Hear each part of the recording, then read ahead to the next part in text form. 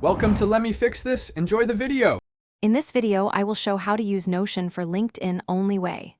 Open a fresh Notion page and build a single master profile that stores your bio, experience bullets, media links, and content calendar.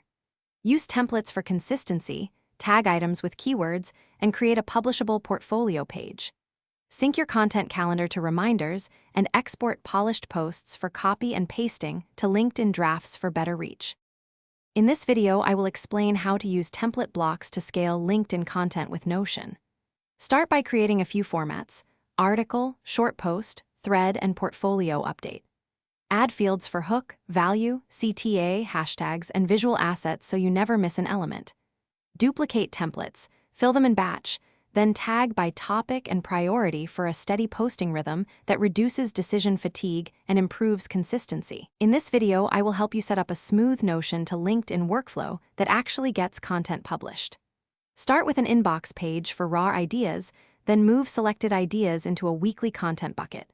Draft inside Notion, link research, and polish with checklist items like edit, add image, and CTA. Finally, schedule reminders or export posts to your scheduler so nothing stalls between idea and publish.